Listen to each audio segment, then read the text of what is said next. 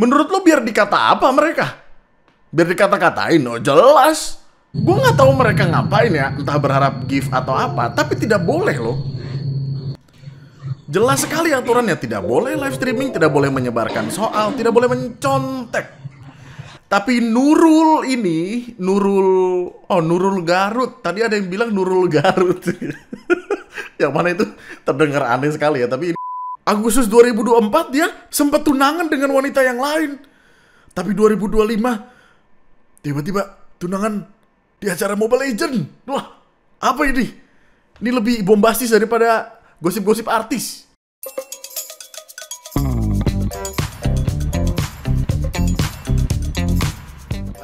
Hai, selamat datang di video gue kali ini. Dan selamat datang kembali di TNM, kawan-kawan yang kucintai dan kubanggakan. Calon jenazah sekalian yang pada akhirnya kita akan meninggal. Men, gue cinta banget men sama lu. Tapi untuk video ini gue bingung banget openingnya gimana, sumpah. Gue tuh biasanya mulai dengan komedi. Maksudnya kita nyari apa yang lucu di internet, gue kasih ke lu. Tapi ternyata tidak ada yang lebih ultimate daripada komedi ini. Ahmad Saroni, Eko Patrio, Nafa Urbah, dan Uya Kuya lolos dari sanksi pemecatan.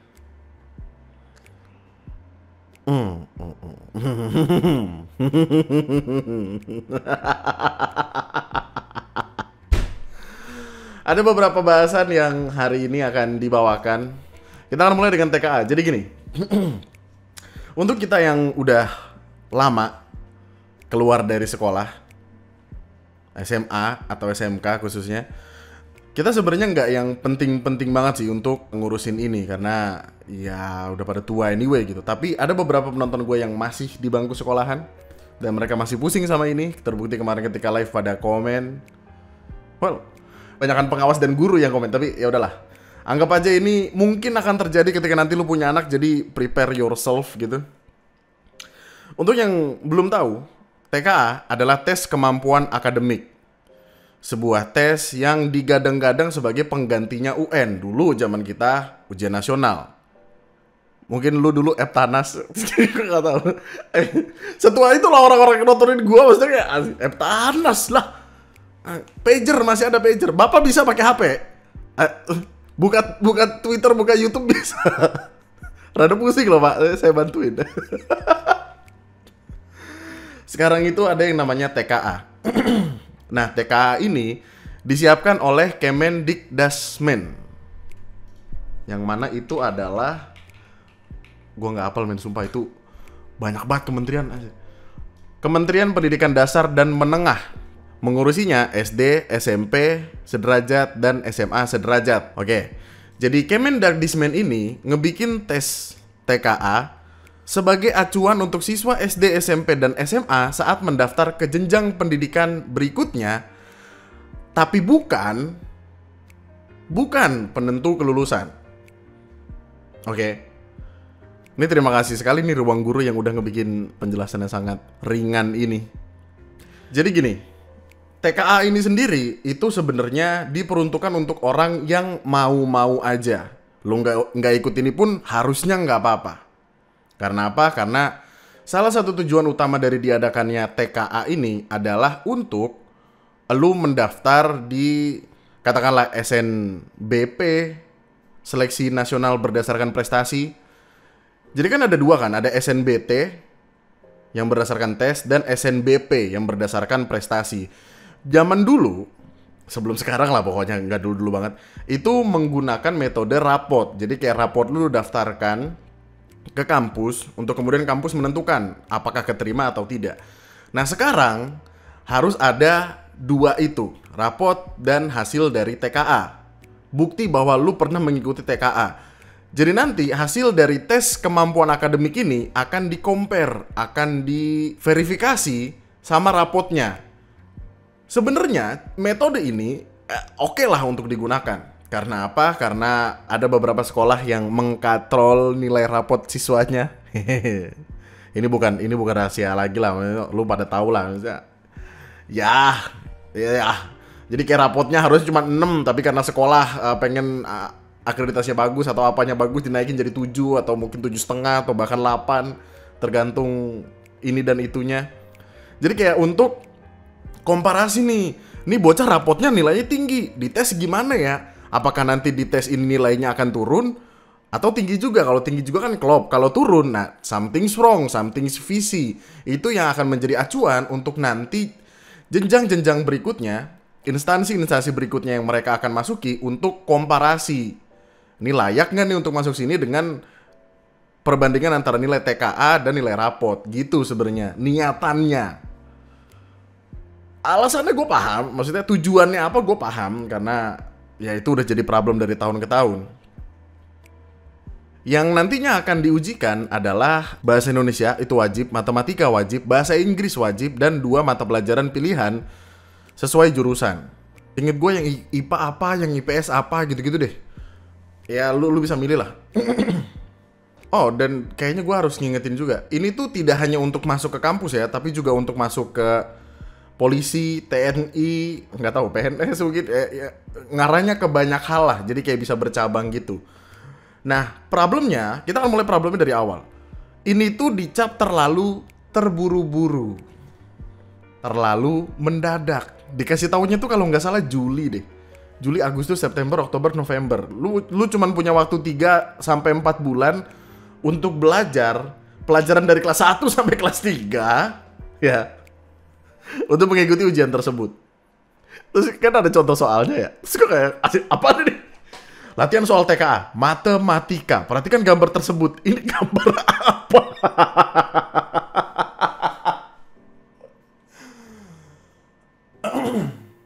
Gue nggak paham. Gue nggak ngerti. Latihan soal bahasa Indonesia. Bahasa Indonesia mungkin masih terjangkau lah di gua. Fisika, mampus lu. Apa pertanyaannya? Sebuah artikel ilmiah melaporkan tentang pengujian material untuk konstruksi daerah bersuhu ekstrim. Dalam pengujian tersebut, sebuah batang logam dengan panjang awal 2 meter diuji untuk mengetahui pengaruh pemuaian dan penyusutan akibat perubahan suhu dari minus 20 derajat Celcius hingga 80 derajat Celcius. Hasil pengujian menunjukkan bahwa panjang batang bertambah sebesar 3,6 mm pada suhu tertinggi. Koefisien muai panjang pipa logam tersebut adalah... Ya, tidak tahu. Ini untuk bayangan lu aja, karena banyak siswa-siswa sekolah yang merasa pertanyaan ini susah, khususnya yang kelas 12 SMA atau SMK ya. Mereka menganggap ini susah. Gue nggak tahu ini dipelajarin atau enggak, tapi dengan pelaksanaan yang terburu-buru, dengan ketidaksiapannya mereka, akhirnya banyak protes yang datang. Salah satunya adalah dengan dibikinnya salah satu petisi di change.org yang sudah ditandatangani oleh 241.000 orang. Verified signature. Orang-orang yang sudah menandatangani ini menginginkan untuk TKA 2025 dibatalkan. Karena pengesahan yang tiba-tiba tanpa pemberitahuan yang memadai, penetapan kisi-kisi yang terlambat, dan cakupan materi yang terlampau luas. Banyak penolakan. Banyak sekali yang tanda tangan. Tapi tetap jalan. Karena patokannya dari Kemendikdasmen itu adalah tidak wajib. Kalau nggak siap, nggak usah ikut. Kalimatnya adalah demikian. Jadi, ya...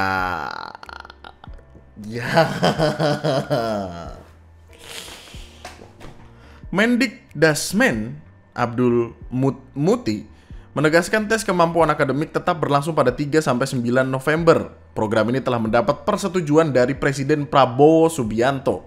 Loh, kan ini tidak wajib. Kan tidak wajib ya. Kan dia kalau waktu dia menyertakan, dia mendaftarkan berarti sudah siap. Nah, problemnya di sini adalah meskipun pihak kementeriannya bilang show must go on, yang nggak siap nggak usah ikut, tetap ada banyak sekolah yang mengharuskan siswanya untuk ikut. Entah apa yang terjadi. TKA tidak wajib, tapi diwajibkan oleh sekolah karena sekolah takut masa depan murid terganggu. Penyebab utamanya pemerintah membuat aturan selalu berubah-ubah. Emang semuanya salah-salah pemerintah. Jadi kayak tetap ada sekolah-sekolah yang meskipun nggak wajib, Murid-murid ya tetap disuruh ikut, yang kita nggak tahu kenapa. Bu, saya kelas 3 SMK, saya mengaku pusing banget mikirin materi TKA yang di luar kemampuan kita, Bu. Jadi intinya, yang dulu SNBP berdasarkan prestasi hanya dilihat dari rapot, kan sekarang jadi harus ikut tes. Kalau misalkan dia gagal terus harus nyoba lagi di SNBT berdasarkan tes, ya mereka harus tes lagi. Jadi kayak, ya intinya, lu harus ikut tes kalau mau masuk kuliah atau masuk polisi atau TNI atau gimana gitu.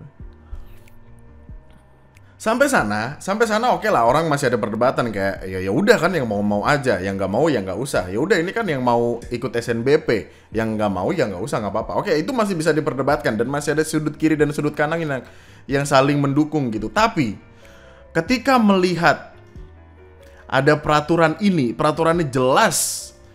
Ada peraturan bertaraf ringan, sedang, dan berat. Yang berat intinya adalah tes dikerjakan oleh orang lain, membawa dan atau menggunakan catatan perangkat komunikasi elektronik, kamera, kalkulator, atau alat bantu sejenis ke dalam ruang ujian, merekam, memfoto, atau menyebarluaskan soal TKA dalam bentuk apapun, melakukan kerjasama dengan peserta lain, menggunakan alat bantu atau meminta bantuan dari pihak lain.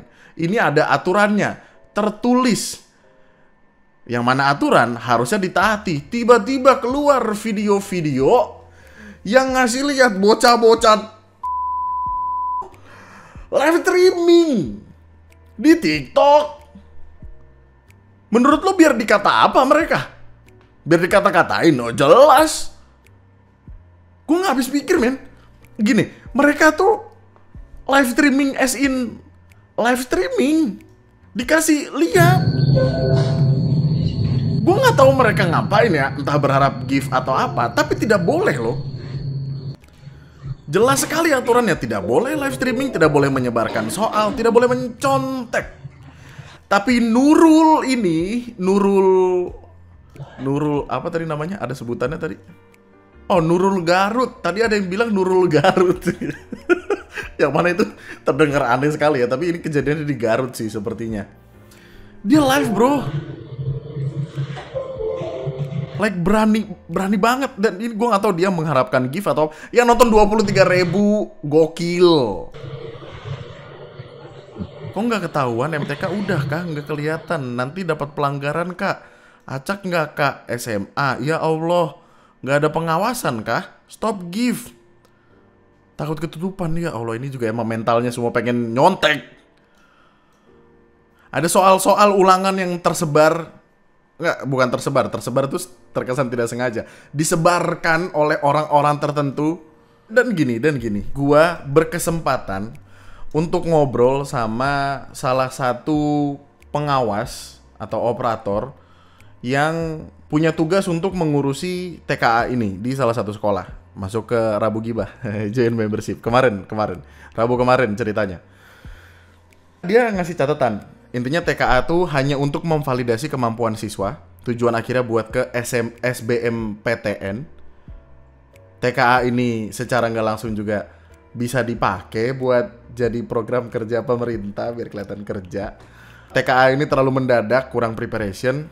Terus ada satu hal yang amazing di kepala gue. Jadi pengawas yang memantau orang-orang ini ulangan adalah pengawas atau guru dari sekolah lain. Dan acak. Jadi bukan yang kayak sekolah lain ngawasi di sini, kita ngawas di sekolah dia. Enggak, ini tuh acak, ditentukan by system katanya. Dan selain ada pengawasnya, ada juga Zoom meetingnya. Jadi ada kamera yang ditaruh untuk melakukan Zoom meeting bareng beberapa sekolah lain atau kelas lain. Gue nggak gitu paham, tapi intinya ada Zoom meeting yang diawasi oleh orang dari kampusnya atau orang dari pemerintah gitu. Jadi udah mah diawasin sama pengawas, diawasin juga sama Zoom, yang mana jadi ketahuan kalau bocah-bocah ini wadaw. Berarti yang harus dipertanyakan, kok bisa sampai live streaming ini terjadi? Ada apa? Ini sangat dipertanyakan sekali lu untuk sampai kecolongan. Lu nggak diperbolehkan untuk bawa HP ke dalam ruangan. Tapi kok bisa? Ini tuh sama kayak tes SNBT kemarin deh, yang bahkan sampai ada kamera di behel. Nah, dan gak cuma satu sekolah, ada berbagai macam orang yang melaporkan ini. Pelaku pertamanya adalah Nurul Garut. Live-nya ketika diomelin langsung dimatiin. Udah banyak yang report, gue nggak tahu akunnya sekarang kayak apa. Oh ini, tadi aku nonton plus di report juga. Dia bukan ketahuan deh, soalnya tadi gurunya bilang suruh kumpulin HP bagi yang bawa. Nah baru deh dia buru-buru matiin live. Aku heran kok baru disuruh kumpulin HP ya. Itu dia udah nomor 19 loh, kok nggak dari awal disuruh kumpulinnya. Nah, terus ini D1 TKA Matematika. Gua nggak tahu kenapa dia dapat cara kayak gitu. Dan yang paling ultimate adalah ini. Ada yang lebih parah dari Nurul Garut. SMA 1 Tambun, pengawas dari sekolah sendiri dan disuruh pengawas searching. Jadi TKA itu efektif atau enggak sih? Nah.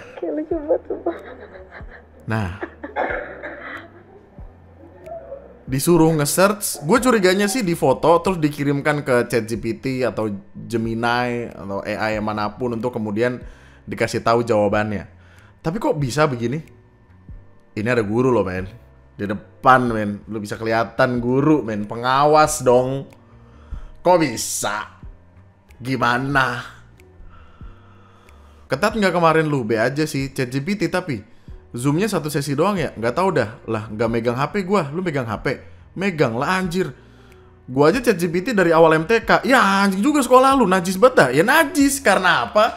Karena ini melukai hati orang-orang yang sudah dengan tulus, dengan niatan menggebu-gebu untuk belajar supaya bisa masuk ke kampus-kampus yang mereka inginkan lewat metode prestasi. Tapi Ya, TKA dalam Permendikdasmen nomor 9 tahun 2005 tentang tes kemampuan akademik, fungsinya selain untuk seleksi jenjang berikutnya, bahwa bisa digunakan untuk seleksi lain. Setidaknya TKA ini ke depan akan juga digunakan untuk jalur masuk Akpol, Akmil, KAI, Sekolah Kedinasan, jalur mandiri, PTN atau PTS, ataupun pendidikan tinggi luar negeri yang menggunakan penilaian standar nasional. Jadi kayak seolah-olah ini kayak pengen ngebalikin UN, tapi nggak yang UN banget gitu. Karena kan ini kan salah satu alasan kenapa banyak kampus-kampus luar yang mempertanyakan nilai-nilainya kita, karena tidak ada penilaian standar nasional.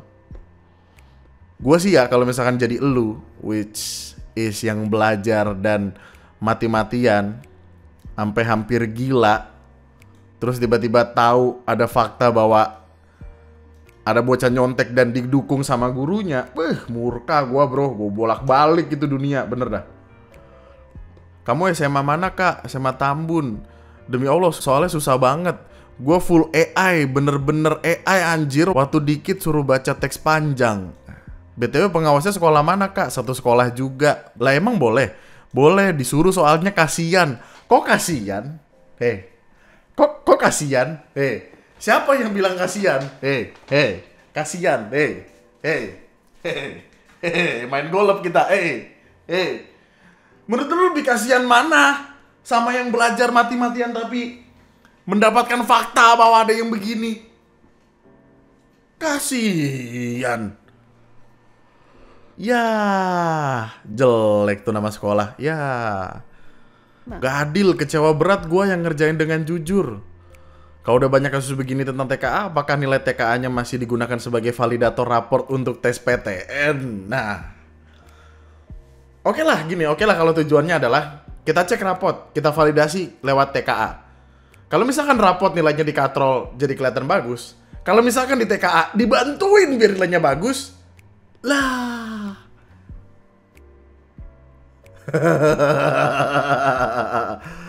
Kocak. Marah-marah men, tolak nilai TKA validator SNBP karena kecurangan. Ini marah-marah doang. Gue juga nggak tahu kenapa mereka berani melakukan streaming, nyari pakai AI dan segala macamnya. Padahal aturan itu sendiri, sanksinya tuh nggak main-main. Bisa dapat nilai 0 dan nggak bisa untuk mendaftar di kampus-kampus yang mereka inginkan karena ya nilainya 0. Lu kalau misalkan mau daftar kan lu butuh raport sama hasil bukti bahwa lu mengikuti TKA. Ya nol. Ya lu nggak bisa masuk dong. Ya. Mamam tuh. Ih, mampus. Pakai AI pula ngerjainnya. Ih, najis. Untuk apa nerima yang curang-curang begitu maksudnya? Negara ini hancur karena banyaknya orang curang. Meskipun pada akhirnya banyak yang mempertanyakan kayak soalnya susah, Bang. Iya sih, itu jadi concern. Tapi kayak di sisi lain kan susah tidak semerta-merta bisa dijadikan justifikasi untuk lu curang gitu. Yang salah memang pemerintah, ya salah pemerintah. Tapi ya kalau misalkan lu menemukan adanya kecurangan, lu bisa laporkan di ult.kemendikdasmen.go.id. Terus lu laporkan lewat layanan aspirasi pengaduan online rakyat yang mana gue juga nggak tahu. Gue juga nggak tahu gimana laporan itu diterima, tapi ya oke lah. Jam layanan 8 sampai jam 3, gokil PNS. Ya. Gue doakan untuk lo yang mengerjakan dengan jujur, ditempatkan di tempat yang sesuai dengan keinginan lo, semoga dilancarkan. Dan buat telgatel yang live streaming yang pakai AI ya, cok, mata nih, cok. Negara ini udah kebanyakan orang curang. Mau jadi apa bangsa ini? Anyway, lu mau ngomongin ini nggak? Selingan aja ini. Gua kan emang nontonin MPL ya, katanya Mobile Legend Professional League. Terus kemarin di live streaming ketika Grand Final Alter Ego lawan Onyx, ada scene ini, ada cuplikan ini. Cuplikan di mana mereka itu berhenti dan mewawancarai orang untuk kemudian ada yang datang, wah yang ceweknya kaget dan melamar di acara tersebut.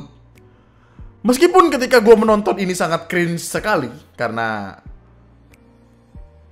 ya gitu, ya lu paham lah apa yang gue pikirkan. Tapi kayak lamarannya terjadi. Si cewek kaget, oh sangat kaget sekali itu. Sepertinya ceweknya bener-bener nggak tahu apa yang dilakukan. Ceweknya tegang banget, sangat deg-degan sepertinya. Mungkin juga malu, kita nggak tahu. Tapi ya dilakukanlah pelamaran itu. Will you marry me? Terus ya, iya aku mau. Malu. Terus masang cincin. Terus mereka happy. Iya, terus wawancara apa segala macem. Awalnya gue kira ini akan menjadi kayak, oh ya udah aja, ada orang lamaran di sebuah acara yang mungkin dia senangi, which is Mobile Legend. Tapi nggak lama setelah itu muncul kabar-kabar tidak mengenakan. Setelah perkaranya ramai, bahkan dijadikan salah satu foto yang ikonik dinaikin oleh Mobile Legends Bang Bang Indonesia. Hadir orang dengan tweet ini. Namanya Jenny Revina. Akhirnya setelah sekian lama hilang tanpa jejak, saya melihat kabarnya di sini. Mungkin banyak yang tidak tahu cerita di baliknya. Kami bertunangan Agustus 2024 lalu, sebuah komitmen yang saya pikir serius. Loh, apa ini? Loh, apa ini? Agustus 2024 dia tunangan dengan cewek yang lain, sempat tunangan dengan wanita yang lain. Tapi 2025 tiba-tiba tunangan di acara Mobile Legend. Wah, apa ini? Ini lebih bombastis daripada gosip-gosip artis. Di bulan Oktober, pria ini mulai menuduh saya selingkuh. Tanpa saya tahu, ternyata dia yang sudah memulai hubungan dengan perempuan lain. Loh. Tunangan Agustus 2024 lalu. Oktober nuduh selingkuh. Terus tiba-tiba ngelamar perempuan di panggung. Hah? Yang membuat ini berbeda, perempuan ini tahu penuh status saya sebagai tunangannya. Oh, pantas sepertinya deg-degan ya ketika di acara ya. Ya. Bukan hanya tahu, dia secara sadar menyemangati si cowok untuk segera menyelesaikan hubungan dengan saya. Iya, oke. Selama ini saya bertanya-tanya, kenapa dia menghilang? Saya juga bertanya-tanya, kenapa cicilan utangnya 3 bulan terakhir ini tidak pernah dibayar. Hari ini saya baru paham. Pantas saja dia menghilang. Pantas utang yang nggak dibayar. Ternyata dananya untuk mempersiapkan lamaran dengan selingkuhannya. Gue nggak tahu ini penting atau nggak buat lu. Tapi saya ngelihatnya malu.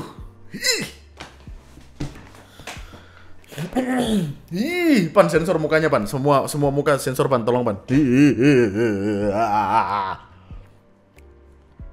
Sebagai penutup cerita yang manis ini, WhatsApp dan Instagram saya masih diblokir oleh mereka berdua sampai detik ini. Closure yang cukup unik. Nah, itu cincin bekas mantan tunangan ya Pak yang minta dibalikin kemarin itu. Mbak, hati-hati, kamu bukan perempuan pertama yang dia berlutut sambil bilang will you marry me.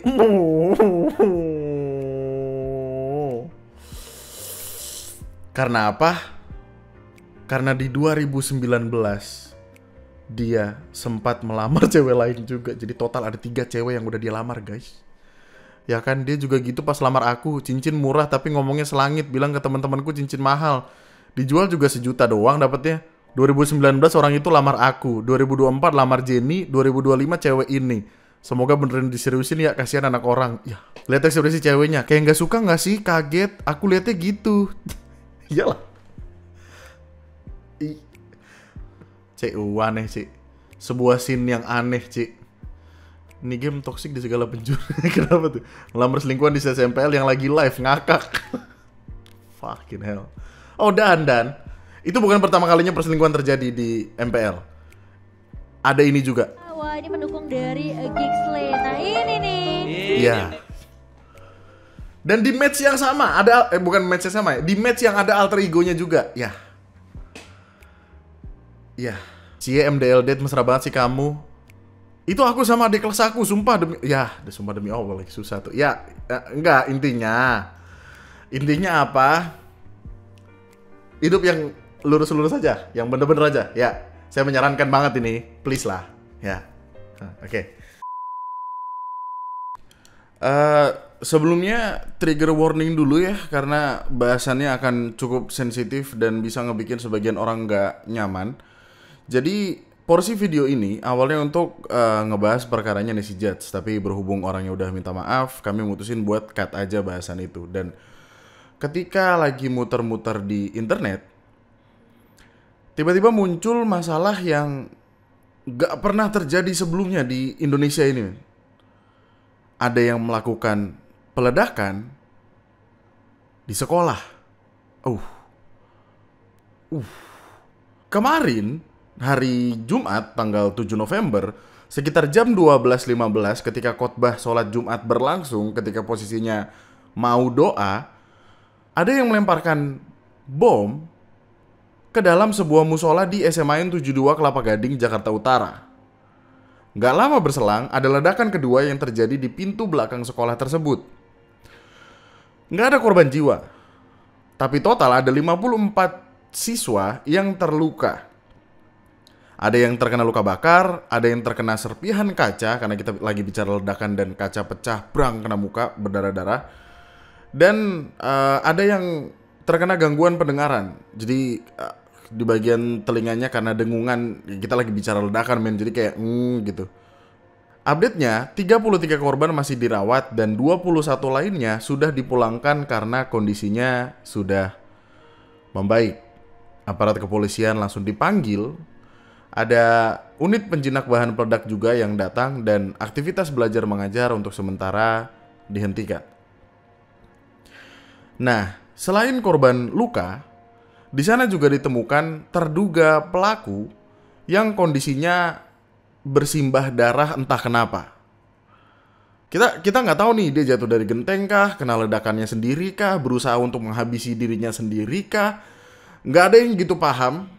Masih dicari tahu sama pihak kepolisian, tapi kondisinya tergeletak berdarah-darah dan dia bahkan sempat nulis die di lantai tempat dia tergeletak itu. Nggak ada yang tahu tujuan dia nulis itu apa, arahnya kemana, nggak ada yang tahu. Infonya pun masih simpang siur siapa pelaku ini, apakah dia ada di sekolah situ, maksudnya siswa sekolah situ, apakah dia orang luar yang masuk ke dalam sekolah situ, mengingat banyak orang bisa yang masuk ke sekolah itu, Dan ketika olah TKP, ditemuin adanya bom rakitan. Dibikin pakai kaleng minuman gitu, kayaknya semacam kaleng Coca-Cola atau gimana, yang penuh pertanyaan juga sebenarnya, bagaimana seorang anak sekolahan ngebikin kayak gitu, intensinya apa. Selain itu, ditemuin juga barang-barang yang kayaknya dibawa sama si bocah ini. Kayak ada tactical vest, pistol mainan, sama airsoft gun dengan banyak tulisan-tulisan yang gimana nyebutnya? Aneh. Jadi ada tulisan-tulisan kayak For Agartha, Brenton Tarrant. Ini nama ya, Brenton Tarrant, Alexander Bissonette, 14 Words, Welcome to Hell, 1189, Luca Traini, Natural Selection, Romanian Iron Guard Symbol. Tulisan-tulisan yang bukan sekedar coretan-coretan random, tapi nyambung ke ideologi terorisme sayap kanan dan white supremacist atau supremasi kulit putih yang menimbulkan banyak sekali pertanyaan. Maksudnya ini bocah apa yang dia lihat di internet gitu? Apakah dia baru nemu 4chan terus addicted sama itu, terus kayak yang dia follow adalah figur-figur yang aneh? Maksudnya, bro, ini kayaknya ada yang salah sama kepalanya si bocah ini. Gua nggak tahu kenapa dia bisa kemasukan ideologi kayak gitu. Tapi ini tuh nekat banget loh, men. Tolol. Dilakuin di sebuah sekolah, korbannya anak sekolahan, di sebuah lingkungan sekolah yang letaknya ada di komplek angkatan laut. Ada beberapa orang yang kemudian nemuin sosial medianya dia, nemuin TikTok, di mana di dalam video TikTok tersebut ada foto dia di depan kaca beberapa kali. Salah satunya adalah yang ketika menggunakan vest, dan ada satu yang ngebikin gua kesel. Dia bener-bener niruin apa yang sempat dilakukan oleh pelaku-pelaku penembakan di sekolah, yaitu berfoto di kamar mandi dengan gerak tangan yang sama.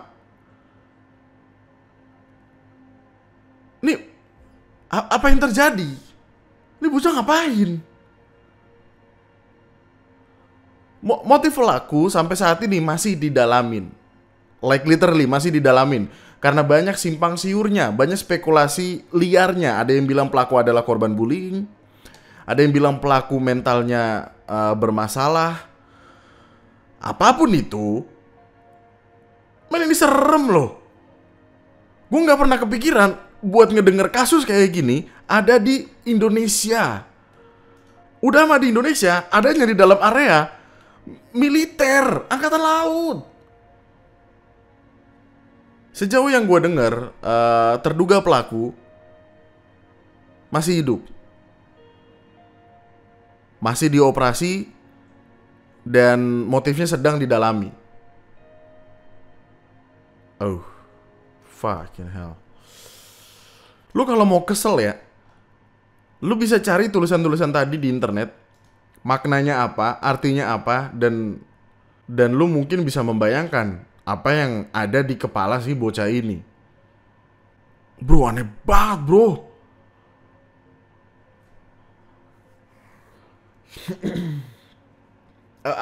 Apapun itu, kayaknya ini emang harus jadi wake up call buat semua sekolah untuk ngebikin peran guru BK supaya jadi lebih aktif. Like, harus banget. Gua nggak tahu bagaimana cara lu ngelihat guru BK sekarang, tapi banyak kasus kayak zaman gua. Guru BK yang gua tahu ya untuk kedisiplinan murid aja, yang katakanlah rambutnya dipotong, kalau misalnya kepanjangan, rok yang ngetat dipotong. Tapi kayak gua nggak tahu peran aktif dalam menjaga dan menemani psikologis anak sekolahan ini tuh sejauh apa. Kan harus ada yang mantau dong di sekolahnya. Apa yang dirasain si anak ini, apa yang jadi problem di sekolah buat si anak ini, untuk mencegah hal-hal seperti ini supaya nggak kejadian lagi. Nakutin banget, gila. Kita bentar lagi mau jadi bapak, mau jadi emak, bro. Ngeri-ngeri berita kayak gini ngebikirin anak-anak kita langsung. Shit. Akun TikTok dari si bocahnya sendiri, si pelakunya sendiri itu udah diblokir sama TikTok, jadi nggak ada yang bisa nemuin lagi. Tapi kayaknya kalau misalkan lu mau muter-muter di internet, effort sedikit aja juga kelihatan. Masalahnya dia sebelum ngelakuin itu, dia sempat ngupload postingan di TikTok, captionnya itu "Here it comes".